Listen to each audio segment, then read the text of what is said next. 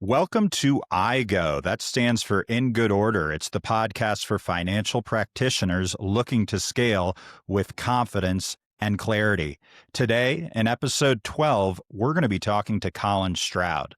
Colin is the founder of Go Somewhere, and he's one of the clearest thinkers in the entire points and miles world. What I like about Colin's story is it's really relatable. He didn't get into this stuff because he wanted to flex business class seats. He got into it the same way a lot of us start. Family budget, 2 kids, and realized the only vacation they might be able to afford was a $400 Airbnb in Ohio, right? So he's studied credit card points. He's mastered credit card points, and he's built a business showing other people how to maximize their points on a day-to-day basis. Who are these people? This includes business owners. So many of the advisors that are listening to this call today who have a lot of different expenses that hopefully they're putting on credit cards responsibly and then leveraging those points accordingly. But I can speak from experience that sometimes it's a steep learning curve. Individuals, as we mentioned, and Colin, we'll get into this, also offers webinars. So you could think about this like a client appreciation event for clients, just another service to make them more sticky. Colin, how'd I do on your intro? How you doing today? Was that pretty accurate? Yeah, that's right on. So you nailed it, I would say. So thanks for doing that, and I'm super excited to be here. So thanks for having me on. Perfect. Hey, if you're kind enough to be on my podcast, I can at least review your website and LinkedIn profile in advance. So, Yeah, yeah. Colin, so first of all, listeners, full disclosure, I'm a bit of a points junkie, but I promise this episode isn't just for me. So, Colin, let's start right there. Where do you see business owners missing the mark in terms of leveraging credit cards and credit card points? Yeah, there's so many places I feel that people are missing, and the whole reason I started this business was honestly just helping my dad, my parents. They're small business owners. The two places, there's two ways people are missing the mark, and I could probably talk about this forever, so I'll withhold myself. But there's two sides of this equation. There's the earning side, and there's the redemption side. Most business owners are not earning as many points as they should. I talk to people every day putting 50, 100, $150,000 a month on American Express Business Platinum cards. That's the flashy card that your buddy in 1998 told you to get because it's, good for whatever. But unfortunately, that card earns just 1 point per dollar on basically every purchase. That's like getting 1% back. Any local bank down the street will give you 1% back. So there's nothing fancy about that card in terms of earning, I would say. And so there's other cards that can get you a lot more points than that. And then the other side is the redemption side. So most people use their points and they get 1 penny per point or 1 cent per point. What I'm really excited and passionate about teaching people is like there's some pretty low hanging fruit, easy ways to get more than 1 cent per point. So if I can take a business owner spending $100,000 a month and increase their earnings by 50%, and then increase their redemptions by 50%, there's thousands of dollars that are created there in value. And it's really fun to look at the practicals of like what hotels that means or what kind of flights. And we can get in that later maybe. But that's what I see is people, really, they've spent zero time looking into this because they're busy and they're business owners or they got stuff going on. And it doesn't seem like the most important thing. It's not the most important thing. I'll tell you that. The most important thing is growing the business and providing for your family and all that stuff. So do that first. But if you have a few extra minutes, certainly worth looking into the credit card rewards thing, as there's just incredible potential. And most people I talk to are doing a pretty terrible job, I would say. And in the sense they just never ever look to optimize it. Have to admit, as someone who holds an Amex Platinum, granted a personal, not a business card, which means there is some good point redemptions from a flights and hotel perspective. It does feed the ego a little bit when you drop that thing, but to your point, there's probably a lot more to it than that. So you talked about the business owner, and I had this same experience, which is okay. If as a household, the family is spending $50,000 a year on groceries or whatever expenses, groceries, Home Depot, Best Buy, your different various expenses throughout the year. Paying for that in cash is a miss, but you made a great point about the 1% cash back, because it's like, oh, that's great, cash back. But the most you can ever use 1% cash back for is what is probably cash, right? So Yeah. versus points, where you can take those points and, if you do your research, leverage them for flights and hotels. Something I'm trying to understand, the redemption for flights, is that better than hotels? Or where should, once a business owner or person is properly coached and trained on how to maximize their points, should they have a goal in mind? Where should they be looking to redeem those points? Should that be part of a plan? Because something we say a lot around here is on purpose by design, right? So where are we planning on using those points? Yeah, that's a great question. So I would say, let's say you got your earnings squared away, or you're happy with what you have, or you don't want to change wherever you are there. So pause there. You've got points. How do we use them? Um, Inside of all of these different banks, so Chase or American Express or Capital One, option one is you can just use them inside their travel portals, which just look just like Expedia, Booking.com, anything like that. The fixed value of your points is typically going to be about 1 penny per point, 1 cent per point, which is fine. But there are ways to do better. And so you ask, like, yeah, should I use it for flights, for hotels? Well, it depends. But before we get into that, the way that you are typically, the only way you're going to realize more than 1 cent per point from your points is going to be taking advantage of the transfer partners that your bank has access to. So all of the major banks, with some exceptions, like Bank of America doesn't have any transfer partners. So if you use them, maybe it's worth looking at another bank. But most of the major bank cards do have airline and or hotel transfer partners. So for example, American Express points transfer 1-to-1 to Marriott. So if you want Marriott points and you don't have any, but you have Amex points, you can just send them over to Marriott, which is really convenient and nice. And sometimes, not always, not guaranteed, you're going to end up getting significantly more value from your points when you transfer them. So your fixed value inside the bank is 1 cent per point. Sometimes you transfer them to an airline or hotel partner. And I just helped someone the other day get like 6 cents per point. And that's not guaranteed, and that's not, six is really high, but two, three, four is very much possible. And it's not always that hard. So in that sense, when you ask about flight hotels, it's kind of like, well, what is the best option for you? What is the better deal? You're really going to realize those high cent per point redemption values on premium cabin flights, meaning premium economy, business or first class, and then luxury hotels. So on the hotel side, yeah, you're never going to see amazing. Well, you rarely will see amazing value from booking like a Hampton Inn in Cleveland, Ohio, but you will see pretty cool value from like a Waldorf Astoria in Costa Rica or something like that. And part of that is you end up getting a huge mismatch between the cash prices and points prices, because the cash rates for these luxury hotels, I mean, they'll charge whatever they want. It'll be mind-numbing prices that don't even make sense. So in that sense, you can get great deals for both flights and hotels. Probably a little bit of a contrarian opinion in the points world, but I almost like doing the hotel points game more. Part of it is because it's simpler to me. Like, it's easier. Maybe the redemption value is not as high, but when you start to look for business class flights, it can be an absolute headache to actually find them and get them.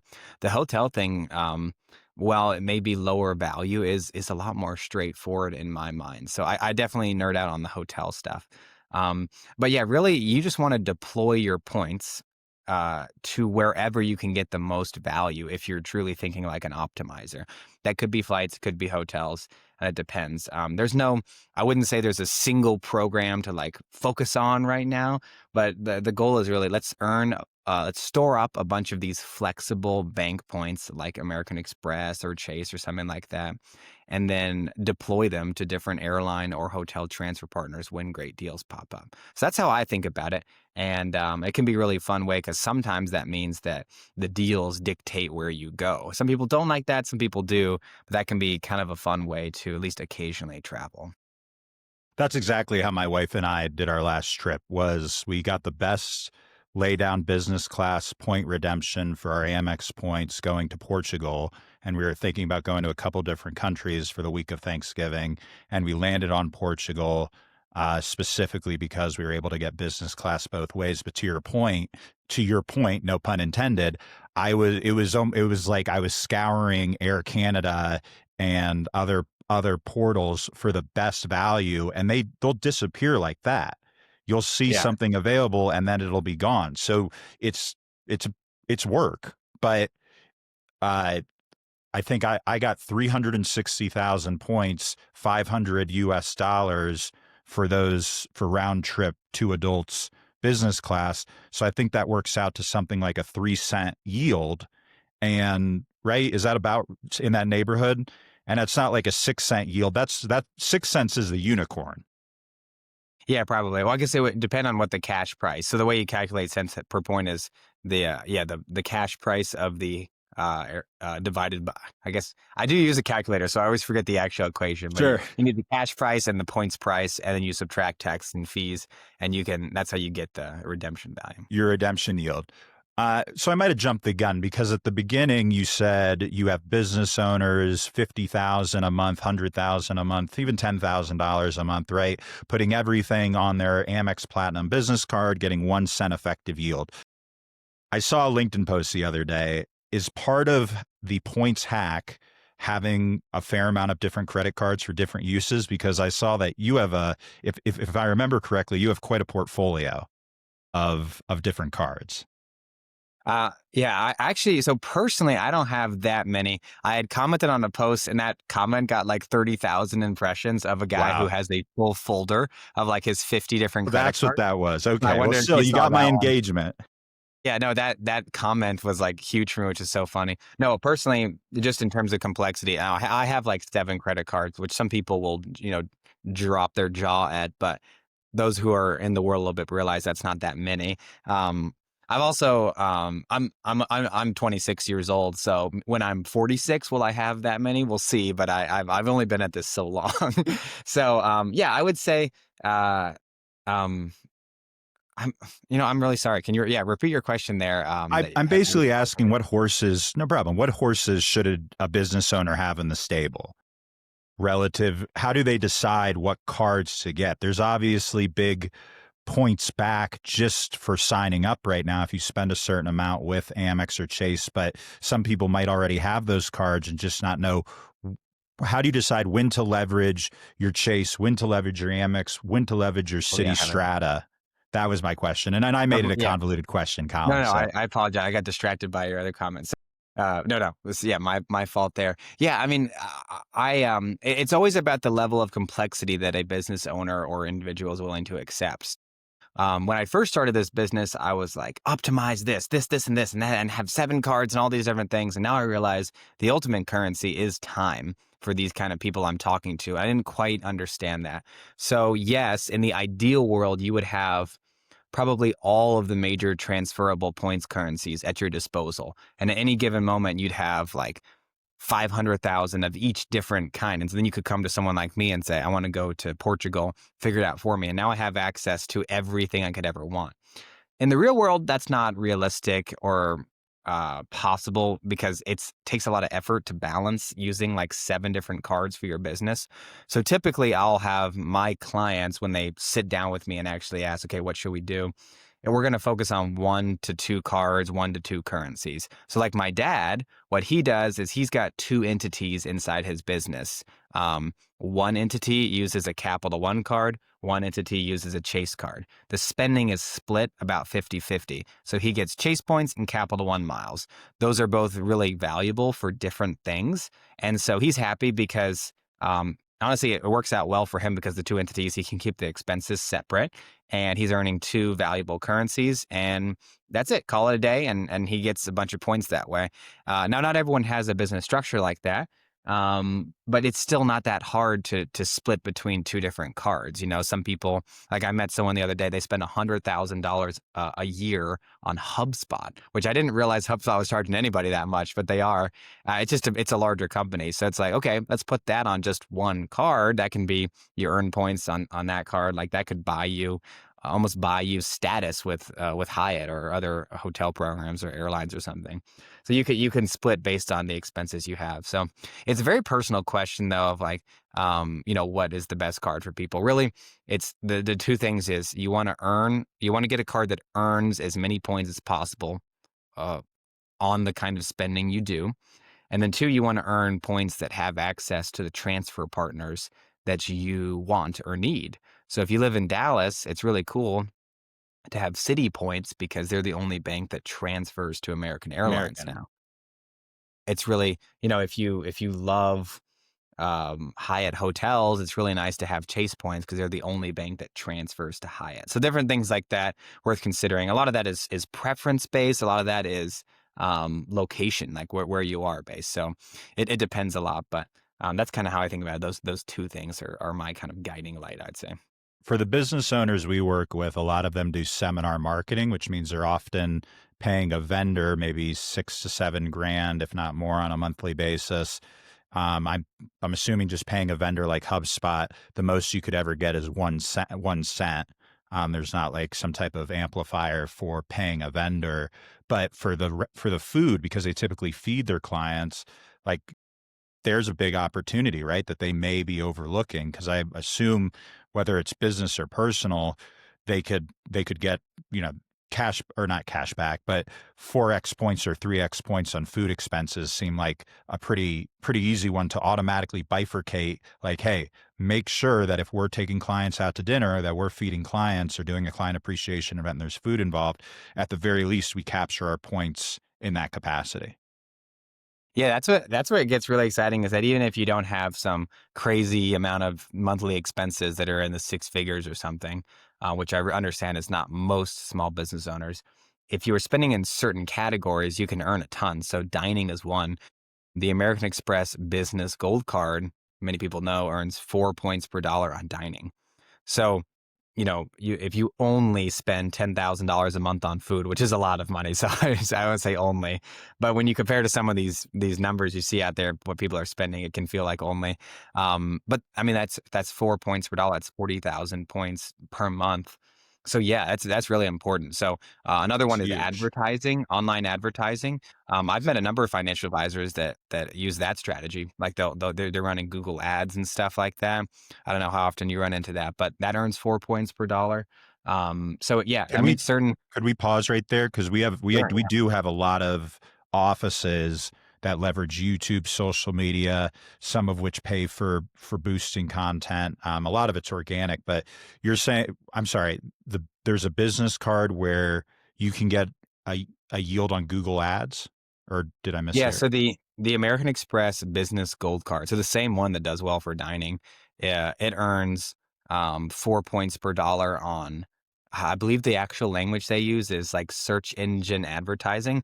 Basically, Google, YouTube, Amazon, Meta, Bing, all that stuff. Like any social media type paid advertising you get a lot of points on. And Chase has a card that earns 3 points per dollar on that. That's the Inc.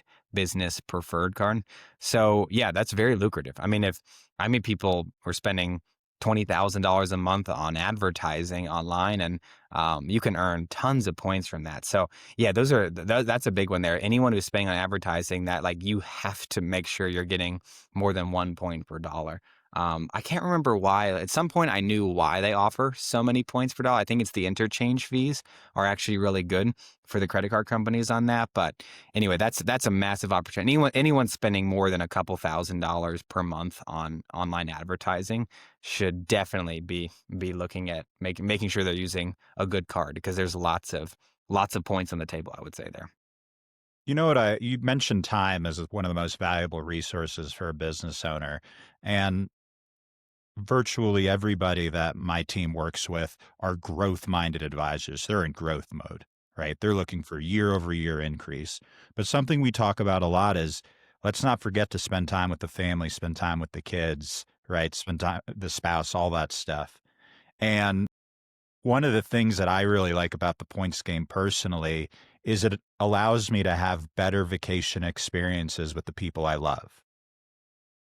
And I mean, we're talking about points and redemptions, but I don't want to I don't want our listeners to lose sight of the fact that one of the reasons why I thought you'd be such a valuable guest and this would be such a valuable topic is here's a way to take your business expenses and leverage those points for quality time with the family.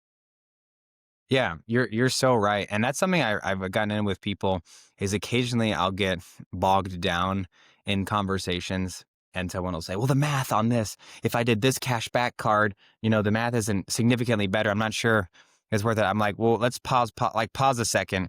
It's not all about the spreadsheets and the numbers and the math. Like what's cool about points is it is almost a forced savings account for family vacations. Well, I guess it could also be spouse vacation. You don't have to bring your children if they're 17 and moody or something. Maybe I don't know, but you know what I mean. Like, what I like about it is yes, cash back has flexibility, but what I find is with cash back, people end up using it to fix the HVAC machine or put it in the back in the business or whatever it is.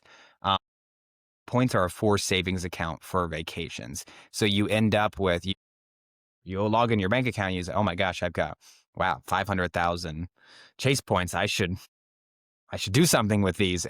And usually, hopefully, that ends up being, well, all of a sudden, my family's in Hawaii, and we're doing something cool, and so that creates inevitably like awesome family memories. Hopefully, it's a good experience for you.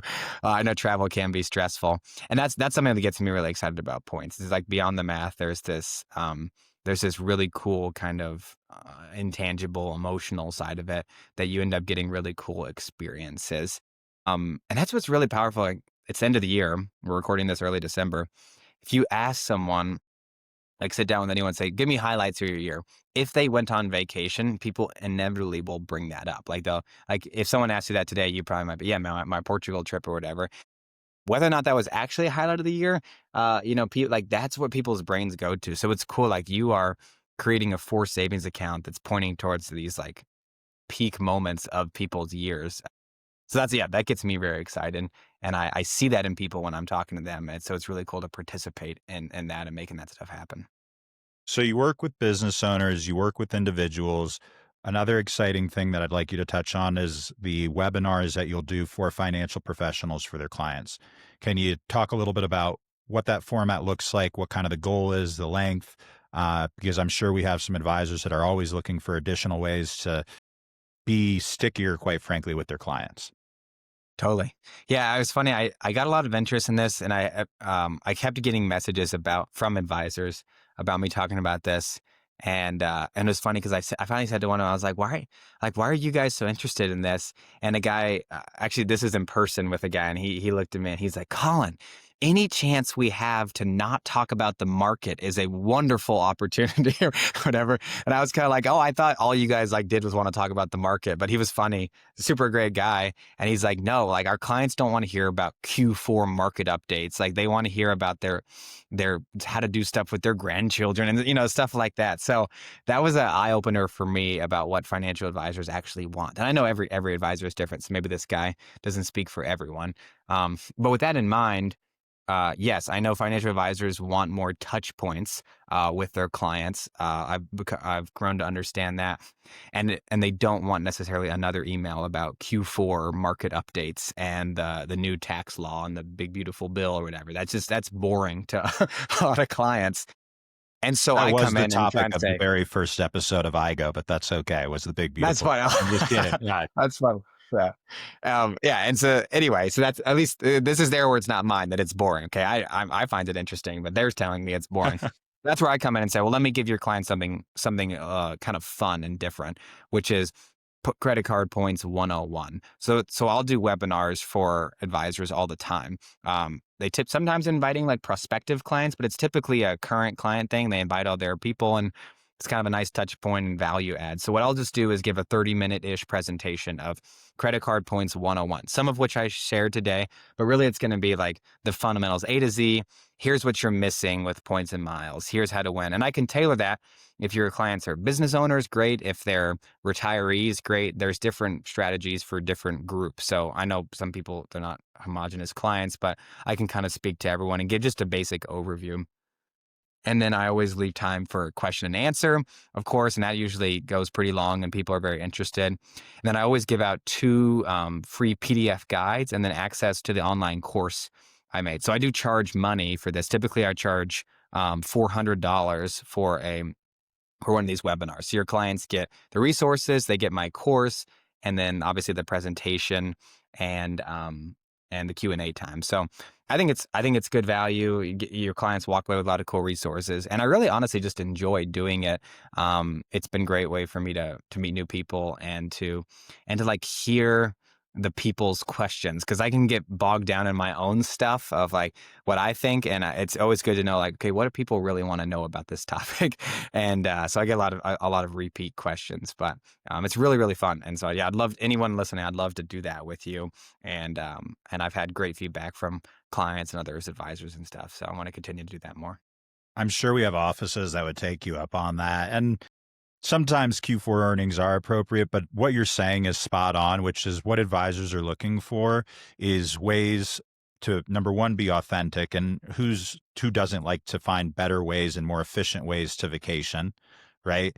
Be more authentic and give client deliverables on a regular basis. And this is a great client deliverable that can be repurposed in addition to the webinar as another add-on for the practice, because as we talked about a few episodes ago in IGO, according to Y charts, all financial advisors are one piece of content, one ad away from losing a client, which can be kind of jarring and sometimes they even disagree. But this is the exact type of value add that I think retirees in particular would benefit from. I mean, those are the ones wanting a vacation. Also, our IMO SMS, for the listeners that aren't aware, offers traveler's insurance. But you can also get traveler's insurance through your credit card, correct? Yeah, it depends what kind of insurance you want. So you always want to read the fine The print of fine different print. cards that have different insurances. But yeah, I mean, there's some really powerful. The more expensive cards, the Amex Platinum, the Chase Sapphire Reserve, have really great, robust travel insurance protections. So that's nice.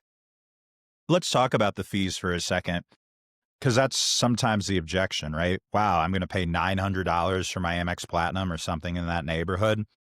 In my opinion, it's worth it if you're leveraging lounges and you're finding all your cash back opportunities. Before we call it today, where are people I mean, a fee, I always say a fee is only a fee in the absence of value, which is something we talk about in the investing world. Another thing we talk about in the investing world is cash is trash, right? Because it's just sitting on the sidelines, not doing anything.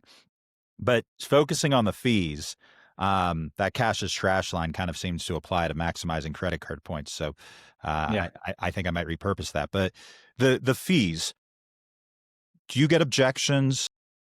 How do you overcome them? What are your perspectives and opinions on some of these higher cost cards, business owners or personal and personal?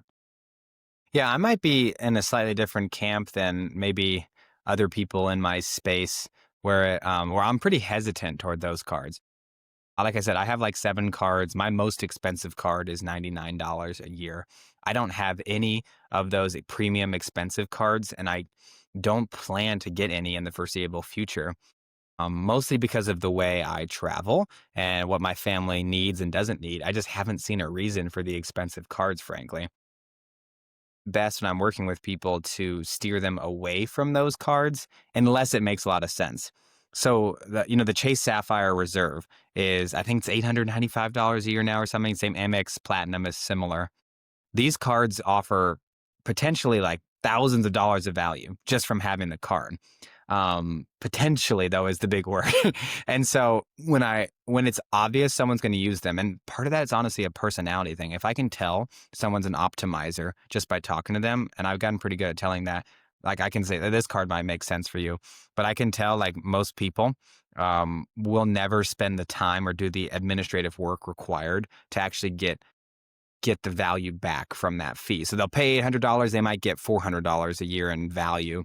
That's, in my mind, not quite worth it. But I know lots of people who easily get like $2,000 of value a year from that Amex Platinum card. Great. If you can do that, awesome.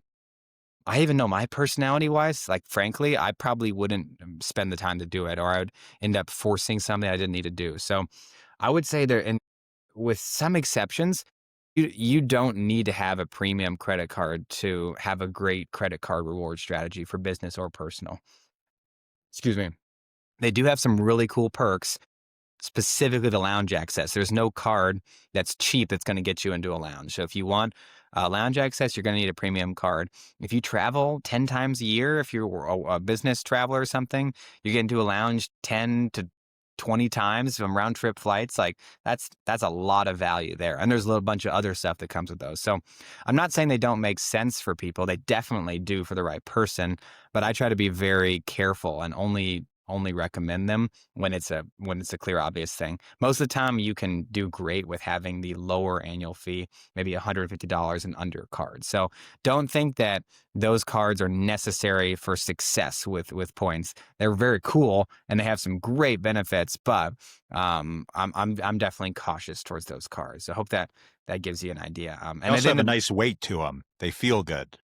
they do, yeah. So there's the status thing. If you want to feel a little bit more important, you do, you get it. So, but I mean, yeah, it is interesting. Like, they are selling a little bit of status. So you want to be careful to not let that affect you, because, as we all know, that is a little bit silly if in the end of the day, right? It's not 100%. real. I'm Yeah. teasing But entirely. yeah. Very cool. Okay, I will put all your information in the link, but for those people that sometimes don't check the links, where can people find you? Because I know we have some offices that are probably pretty interested in the webinars, or perhaps a consultation to make sure that they're maximizing their credit card points. And I love this idea that ultimately this is taking your business expenses and giving you the opportunity to give your family that much better of a personal experience. Totally. Yeah, that's it. That's what it's all about. So finding me, LinkedIn is the main place that I'm sharing content, ideas, thoughts, everything daily, multiple times a day. So yeah, check me out on LinkedIn. Just Colin Stroud on LinkedIn. Pretty easy to find. And then my website is gosomewhere.world. Gosomewhere.world. And you can email me, Colin@gosomewhere.world. So LinkedIn DM, email would probably be the best for me. Yeah, would love to talk to you. Very simple setup. And for anyone interested in those webinars who's concerned about compliance, I have made it through like 15 different compliance departments recently. So I'm generally compliance approved. I never really gotten much pushback. So I know that you guys all have to deal with such red tape there. So I'm generally pretty compliance friendly from what I've been told. I'm not saying anything that gets people in trouble. So you don't have to worry about that. That's great, because we do work. Some of our offices are broker dealer affiliated or RIA affiliated, so they need to be cognizant of that. And I completely forgot about that. So shame on me, listeners. Cool. Hey, Colin, this was a lot of fun. Thank you so much for being on IGO, and have a fantastic day. This was really, I think there's going to be a lot of really good takeaway for our listeners on this topic, because it's been eye-opening for me, that's for sure. I appreciate it. Yeah, thanks so much for having me on, Ben. It's great to be here. All right, listeners, that was IGO episode 12. If you found this content valuable and you have another colleague who's a financial professional that you think could benefit from this content, please forward this episode. In addition, like, listen, and subscribe on your respective YouTube, Spotify, Apple Podcasts, you name it. Stay tuned. After this episode premieres, we'll be talking to another expert specifically in the website marketing space about what advisors are doing right and what advisors are doing wrong, and if maybe it's time to update that virtual calling card that we call a website. All right, everybody, have a fantastic day and stay in good order.